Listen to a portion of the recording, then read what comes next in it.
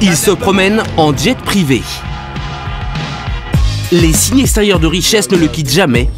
C'est même devenu sa marque de fabrique.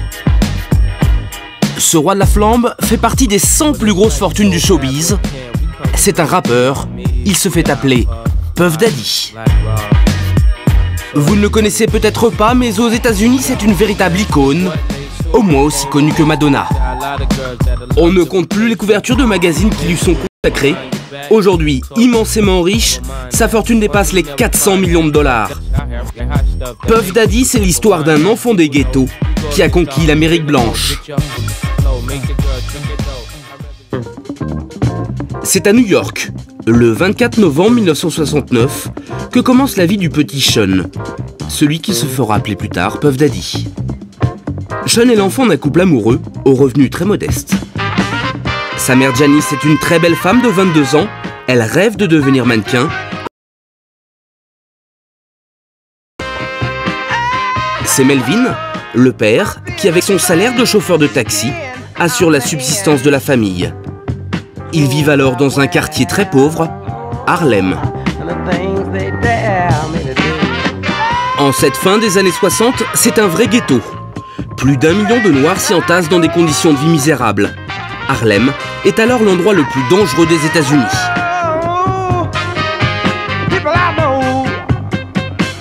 Dans le quartier de naissance du petit Sean, nous avons retrouvé un homme qui se souvient bien de l'atmosphère qui y régnait à l'époque.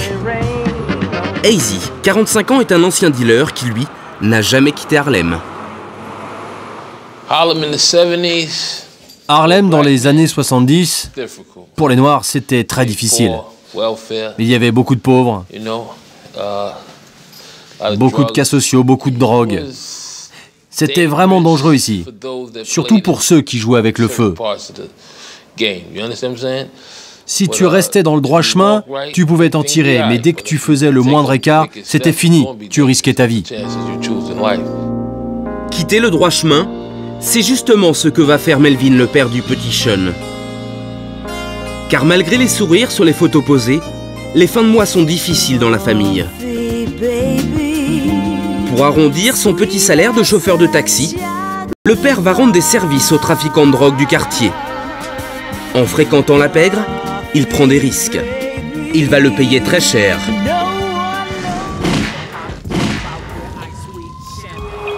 Le 25 janvier 1972, à l'aube, une patrouille de police découvre le cadavre de Melvin. Il a été abattu au volant de sa voiture. 3 balles dans la tête. Pour seule oraison funèbre, un autre filé dans les pages faits divers. Pour la presse de l'époque, ce meurtre est un banal règlement de compte entre trafiquants de drogue. L'homme abattu était un dealer. Le petit Sean n'a que 3 ans quand il perd son père. Janice, sa mère, est sous le choc. Traumatisée, elle ne veut pas d'un tel destin pour son fils. Le décès du père de Puffy, c'était un électrochoc pour sa maman. Sa grande peur, c'est qu'il finisse comme son père, c'est-à-dire trafiquant.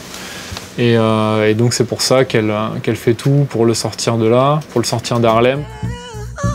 Depuis ce jour, Janice est prête à tout sacrifier pour que son fils grandisse dans un cadre de vie plus tranquille. Elle abandonne ses rêves de top modèle pour se mettre à travailler jusqu'à 18 heures par jour. Le matin, elle est chauffeur de bus. L'après-midi, assistante maternelle. Et elle passe souvent ses nuits à l'hôpital comme aide-soignante. En 1981, Sean a alors 12 ans quand sa mère a assez d'argent pour déménager. C'est un tournant décisif pour la carrière du futur Puff Daddy. La petite famille s'installe dans une banlieue très paisible de New York, Mount Vernon. Un quartier pavillonnaire où cohabitent des blancs de la classe moyenne et la bourgeoisie noire. Sean, pour la première fois, sort du ghetto et découvre vraiment ce qu'est le monde et ce qu'est vraiment la société américaine, avec des classes sociales plus élevées. Il est voisin avec des blancs, avec des noirs. Donc, pour lui, c'est un peu une révélation et il va vouloir tout de suite s'intégrer dans ce nouveau modèle social, et c'est quelque chose qui toute sa vie va garder pour être à la fois accepté d'un public blanc, d'un public noir et d'un public en général. Pour un futur rappeur, c'est plutôt mal parti car sa mère veut en faire un enfant modèle, scolarisé dans la meilleure école. Elle l'inscrit à la St. Michael Academy, un établissement catholique pour garçons. À 3 000 $ par an, c'est un luxe. Mais rien n'est trop beau pour son fils. Janis reporte sur lui toutes ses ambitions personnelles. Elle veut qu'il ait une éducation, on va dire vraiment la même éducation que pourrait avoir quelqu'un issu d'une bonne famille, d'une famille aisée blanche. Et elle n'arrête pas de lui dire « écoute tes professeurs, fais ce que tes professeurs te disent, fais tes devoirs ». Pour elle, c'est très important en fait, ce côté-là qu'il réussisse à l'école, parce que pour elle, c'est vraiment la clé du succès après professionnel. Sean, poussé par sa mère, est un excellent élève. C'est un enfant très sûr de lui. Parfaitement intégré dans ce milieu de blancs, c'est la vedette de l'équipe de baseball du collège. Ses copains de classe lui ont trouvé un surnom, Puff. Il était bon en sport. Puff, c'est gonfler les poumons, c'est être un petit peu costaud comme ça, et c'est une attitude qu'il avait, et donc c'est un diminutif qu'il a gardé, Puff, pour dire je fais le costaud, je suis là, quoi. Janis est très fière de son collégien modèle. Ce qu'elle n'imagine pas, c'est que derrière son dos, dès qu'il a fini ses cours, il file en douce à Harlem. Il mène une double vie, il est étudiant modèle la journée, et le soir, il continue à voir ses anciens copains, qui sont toujours ses amis, à Harlem. Des heures entières, il traîne avec ses copains dans la rue. Du coup, Sean se trouve aux premières loges pour assister à une petite révolution, l'émergence à Harlem d'un courant musical qui va marquer la fin du XXe siècle, le rap. Pas besoin d'instruments de musique, il suffit d'une voix pour le pratiquer. Yo, it's like gangsta, gangsta, everybody love it, white Porsche top down. Dans une cage d'escalier ou dans la rue, n'importe qui peut alors s'improviser musicien. Dorian Harrington est aujourd'hui un producteur de musique reconnu. Il a lui aussi assisté tout gamin à l'explosion de ce courant musical. Pour lui, c'est le manque cruel de moyens offerts aux jeunes des ghettos qui explique l'émergence de ce phénomène. Le rap est apparu à cause de l'absence de cours de musique dans les écoles publiques des quartiers pauvres. Alors les gens se sont dit, putain, si je ne peux pas apprendre à jouer du saxophone ou des percussions à l'école, je vais utiliser mon propre instrument, ma voix.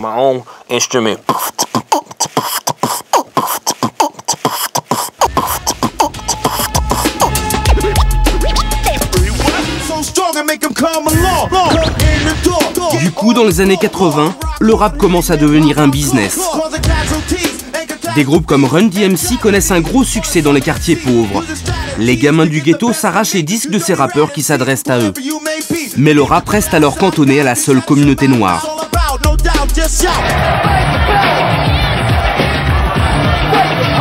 En 1989, le groupe Public Enemy vend tout de même plus d'1 million de disques avec des chansons particulièrement contestataires au texte explicite.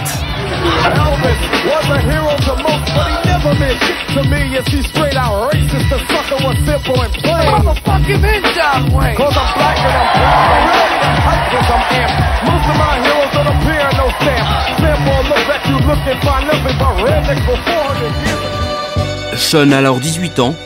Dans sa vie de lycéen rangé, il se rend compte que le rap reste totalement étranger à ses petits camarades blancs. Les gens qu'il rencontre dans son collège privé, ils ne sont pas vraiment conscients de ce qui se passe à Harlem. Les blancs sont avec les blancs, les noirs sont avec les noirs, ça ne se mélange pas. Sean continue à être un fils modèle. Sa mère est aux anges car il est reçu à l'université de Washington en section marketing. Janis le voit déjà cadre supérieur d'une grande entreprise, mais cela n'arrivera jamais. Car Sean va faire une rencontre qui va tout bouleverser. Nous sommes alors en 1990, lorsqu'à Harlem, un ami lui présente André Harrell. Cet homme de 29 ans est un des premiers businessmen du rap. Il a monté sa propre maison de disques, Uptown Records. Pour Sean, c'est une vraie révélation. On peut gagner de l'argent grâce au rap. André Harrell, en fait, pour lui, c'est un modèle, c'est le businessman, c'est C'est le mec qui est parti de rien, qui est arrivé à monter son label, qui a du succès avec ses artistes et il le voit, il est habillé en costard. Pour Puffy, c'est un rêve en fait. Il voit débarquer devant lui exactement ce que lui aimerait être. À 22 ans, Sean plaque ses études. Il veut absolument travailler avec ce fameux Harrell. Le producteur le prend en stage et ne va pas le regretter, car son jeune stagiaire est surmotivé. Toujours tiré à 4 épingles, le matin il arrive le premier au bureau et fait du zèle. Il prend des notes, il a tout le temps son calepin, il essaie de tout savoir, tout ce qui se passe dans le label, il est super efficace. Il a tellement envie en fait de gravir les échelons qu'il donne tout.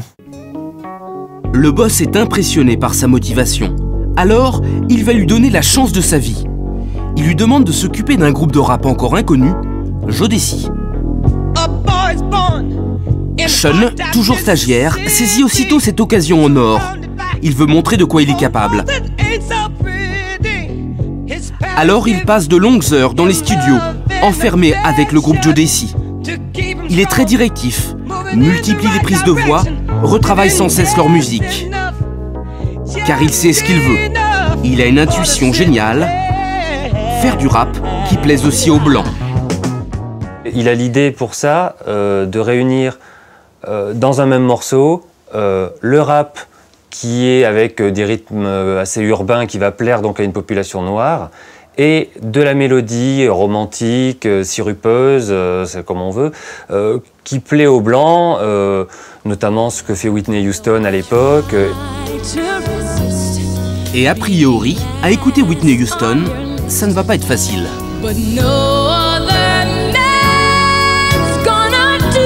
Des mélodies sirupeuses, des textes qui parlent d'amour, rien à voir avec le rap de l'époque. Alors, comment Sean va-t-il s'y prendre pour marier ces deux musiques si opposées? Le 28 mai 1991 sort le premier morceau de Jodeci.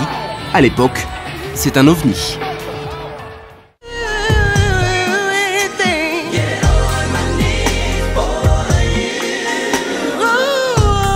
Des mélodies mielleuses chantées par des rappeurs avec casquette. Dans leur clip, il n'y a plus aucune référence au ghetto. Cette forme de rap, c'est à l'époque révolutionnaire et cela va plaire au public le plus large.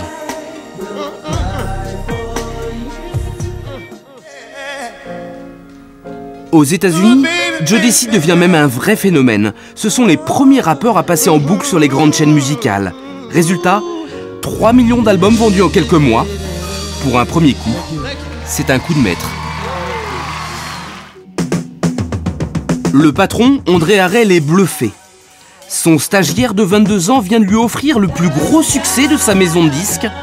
Alors, il va lui faire un vrai contrat avec un gros salaire, 12 000 $ par mois. Sa carrière ne pouvait pas mieux commencer. André Harrell devient le mentor de Puffy. Et il l'amène carrément chez lui, il le laisse habiter chez lui, dans sa maison.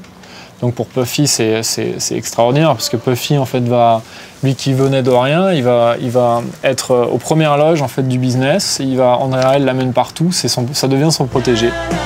Sean, alias Puffy, prend de l'assurance. Très vite, il ne va plus quitter ses lunettes noires. Il change de look et aussi de nom. Dorénavant, il se fait appeler Puff Daddy. Un nom qui résume son parcours. Puff, c'était le surnom donné par ses petits camarades de l'école. Daddy, dans l'univers du rap, ça signifie chef. Bref, le petit garçon a réussi, mais son incroyable ascension va connaître un violent coup d'arrêt.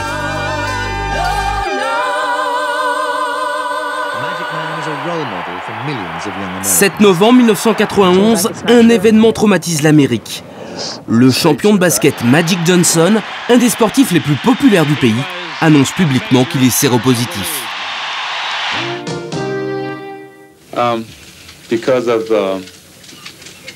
À cause du virus du sida que j'ai contracté, je vais être obligé d'arrêter ma carrière de basketteur. Cette déclaration bouleverse tout le pays. Puff Daddy, opportuniste, veut surfer sur cette immense émotion. il décide d'organiser au New York City College un énorme concert de charité contre le sida. Au passage, c'est une occasion en or de faire parler de lui. L'idée semble bonne, pourtant cela va très mal se passer. Le 28 décembre 1991, le soir de ce fameux concert, tout semble bien démarrer. 2 heures avant, il y a déjà foule.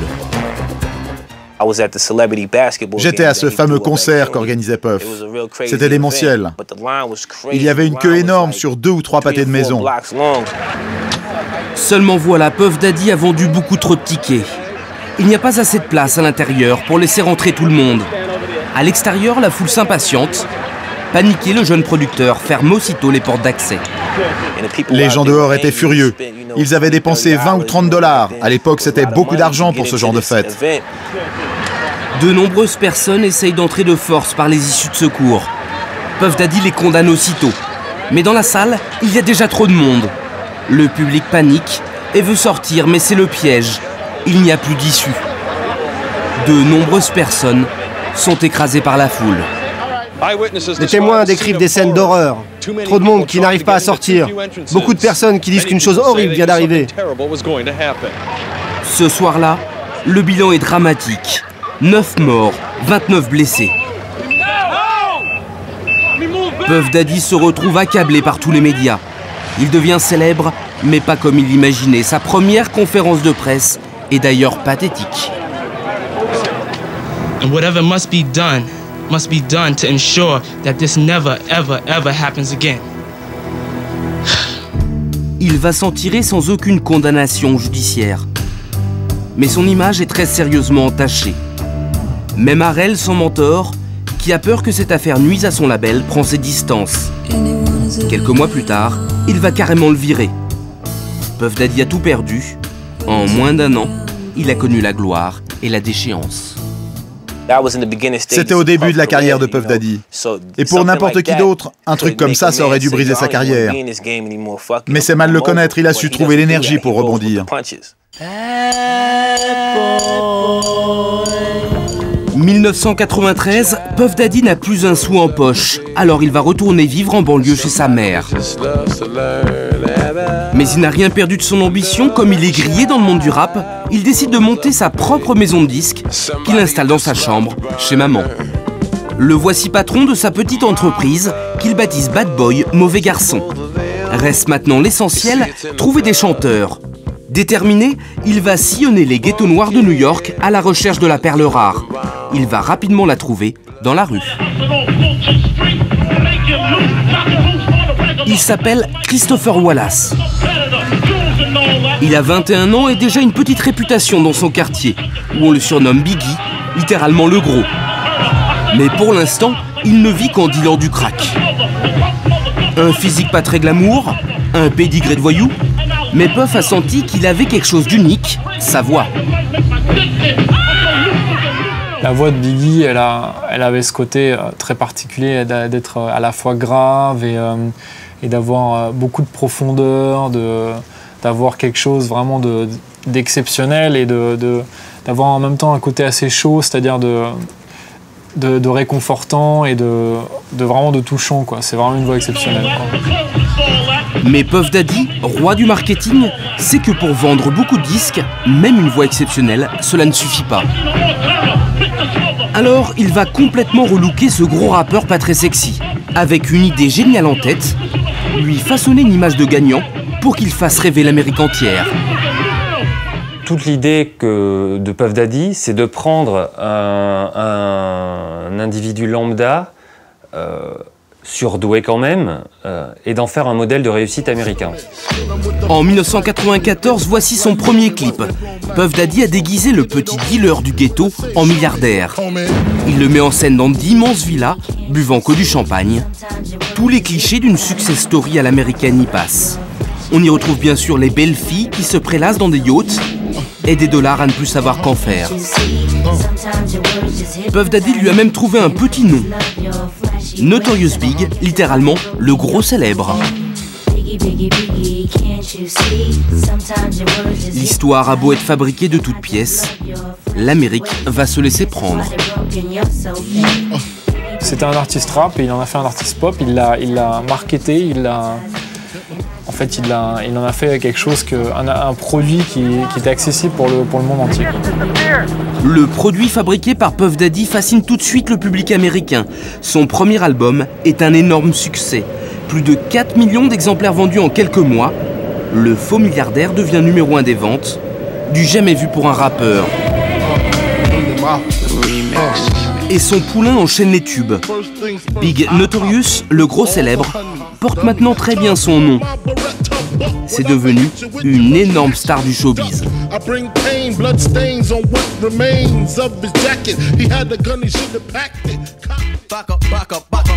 Puff Daddy a maintenant 25 ans. C'est un jeune homme très riche, car il touche environ 4 $ par album de Notorious Big. Un an seulement après avoir créé sa maison de disques, la fortune du jeune homme d'affaires dépasse les 50 millions $. Il peut se permettre d'installer le siège de sa maison de disques au cœur de New York, et pas n'importe où, sur Broadway, l'avenue mythique du showbiz américain. Son entreprise Bad Boy s'installe dans cet immeuble avec plus d'une centaine de salariés. Malgré son look de rappeur, Puff Daddy s'est transformé en un redoutable chef d'entreprise.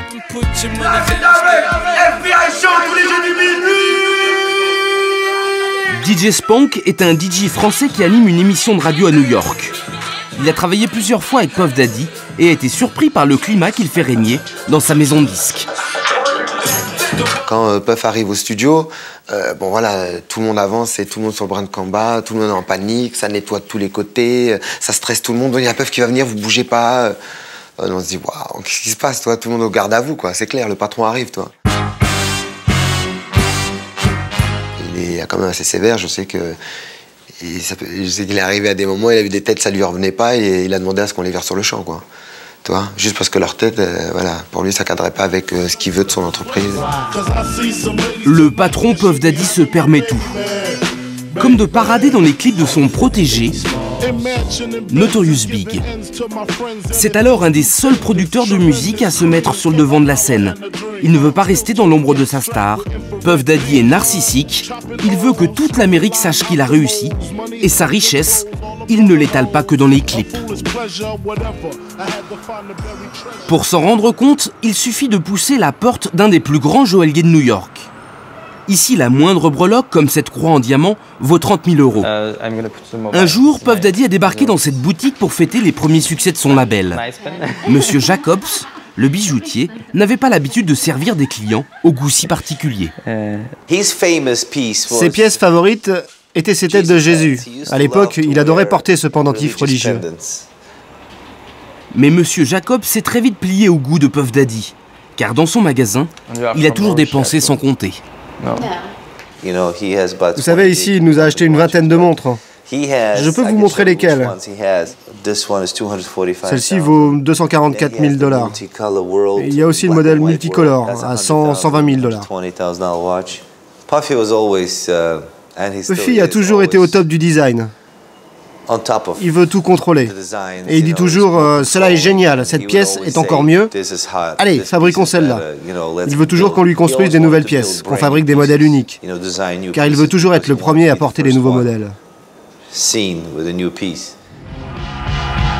Flambeur hors pair, producteur à succès, en ce milieu des années 90, Puff Daddy est même sacré par la presse musicale, roi du hip-hop. Il est au sommet, a priori, plus rien ne peut lui arriver. Et pourtant, son insolente réussite fait des jaloux. Puff Daddy va se retrouver au cœur d'une sanglante guerre civile entre rappeurs américains.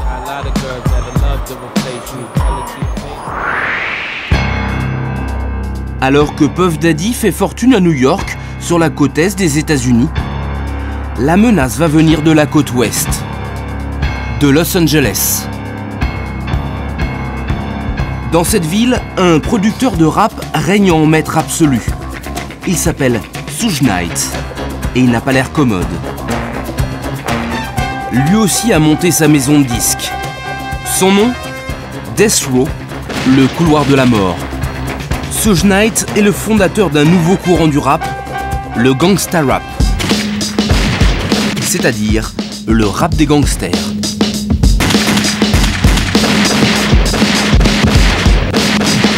c'est des rappeurs qui sont tout d'abord gangsters, donc qui revendiquent vraiment ce côté, ils sont gangsters, ils vendent de la drogue, ils sont macros, ils ont des prostituées à leur charge, et voilà, et donc maintenant ils font du rap pour faire de l'argent. Et ce n'est pas du chiquet. Suge Knight recrute ses rappeurs dans les rangs des gangs de Los Angeles. Sa star à cette époque, ici à côté de lui, s'appelle Tupac. C'est un poulain du genre fougueux. Il a une manière bien à lui de répondre aux journalistes.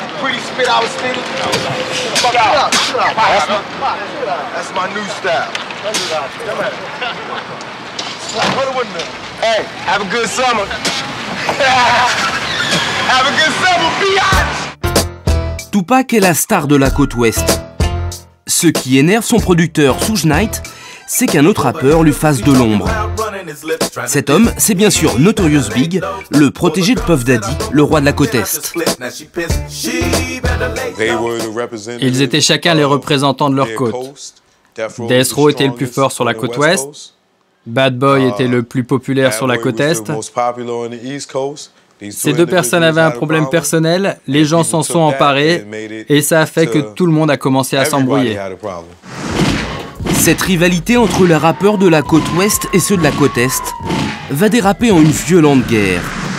Ce qui a mis le feu aux poudres, c'est un clip sorti en septembre 1994. Un clip de Tupac. Rappelez-vous celui qui crache sur les journalistes. Il se met en scène face à des sosies de Big Notorious, le gros célèbre, et de son patron, Puff Daddy. C'est une vraie déclaration de guerre adressée à ses rivaux de la côte est, car il y orchestre leur assassinat.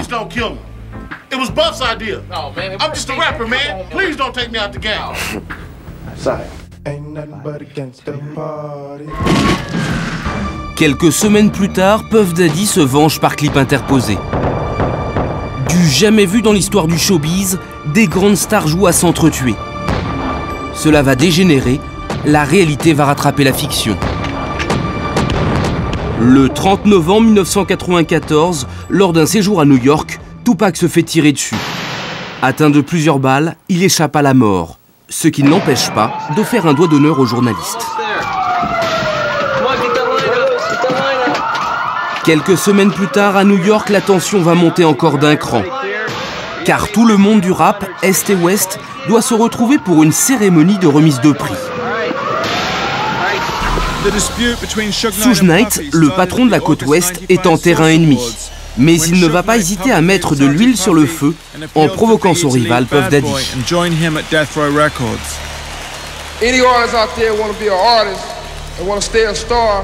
Don't want to have to worry about the executive producer trying to be all in the videos, all on the record, dancing.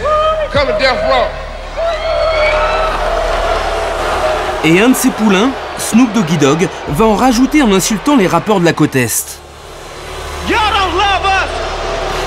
Well, let it be known then. We know y'all East Coast. We know we at East Coast. Côte Est, celui qui se charge de répondre, c'est Notorious Big. Dans la salle, on est au bord de l'affrontement. Puff Daddy prend peur, il tente alors d'apaiser les esprits.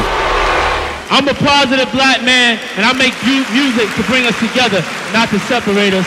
And all this East and West that need to stop. Mais c'est peine perdue. Cette incroyable guerre va se terminer dans le sang, avec l'assassinat coup sur coup de ses deux plus grandes stars. Tupac à Las Vegas le 7 septembre 1996. Puis Notorious Big à Los Angeles le 9 mars 1997. Tous les deux abattus par balles, deux meurtres qui ne seront jamais élucidés. L'émotion est considérable dans le pays. L'Amérique vient de perdre deux de ses chanteurs les plus populaires. Ils n'avaient tous les deux que 25 ans. Puff Daddy, qui a vu son protégé mourir devant lui, est dévasté. Il a perdu un ami, mais pas seulement. À la mort de Biggie, Puff Daddy perd sa cash machine. C'est le rappeur avec qui il a eu la reconnaissance artistique, professionnelle, commerciale. Donc, il a un vrai souci pour la suite. Puff Daddy doit d'urgence trouver un remplaçant à Notorious Big. Il ne va pas réfléchir longtemps. À la surprise générale, ce sera Puff Daddy lui-même. Là, il se dit qu'après tout, on n'est jamais aussi bien servi que par soi-même. Il s'est dit, je suis un pro du show business, un homme d'affaires. Je sais que je peux le faire, je suis persuadé que je peux le faire. Je vais leur montrer qu'il n'y a pas besoin d'écrire des paroles compliquées, qu'il suffit de trouver une musique sympa pour vendre plein de disques. Sa nouvelle recette, faire du neuf avec du vieux. Voici un des plus grands tubes de la pop des années 80, Every Breath You Take du groupe Police. Et voilà comment il le recycle.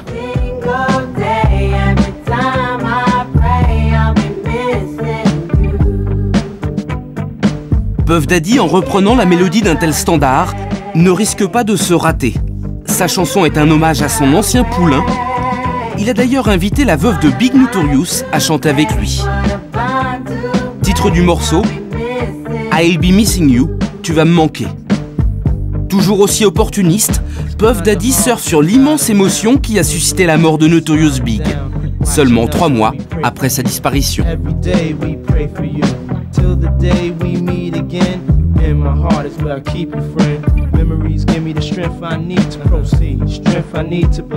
Puffy a fait un coup commercial avec I'll Be Missing You juste après la mort de son ami. Il a fait un morceau en hommage à son ami et il en a profité, c'est clair et net. C'est la meilleure façon et le meilleur moment pour lui de se lancer officiellement en tant que rappeur. Dès la première semaine, son album Hommage se vend à plus de 500 000 exemplaires aux États-Unis, un record pour un chanteur novice. Il rafle tous les prix. Et à chaque fois fait le spectacle dans la salle avec des tenues qui font l'événement. I think there's a man that deserves this honor more than me, and that's the Notorious B.I.G., y'all. So I want to dedicate these awards to him, and I want to thank God, especially my moms. Janice, sa mère, est comblée, plus rien ne peut arrêter son fils. Car il gagne énormément d'argent en enchaînant les tubes, à chaque fois avec sa même formule magique, recycler les succès du passé. Sur celui-ci, David Bowie, Let's Dance. Dorénavant, tout ce qu'il touche se transforme en or. Sur son nom, devenu symbole de réussite, il peut tout vendre. Comme des vêtements qui n'ont plus grand-chose à voir avec le rap. Cette année, il a même lancé son propre parfum. Actuellement, c'est le plus vendu aux États-Unis. Puff Daddy, le petit gamin des ghettos noirs, a réussi à bâtir son incroyable fortune avec une idée simple, faire rêver l'Amérique blanche.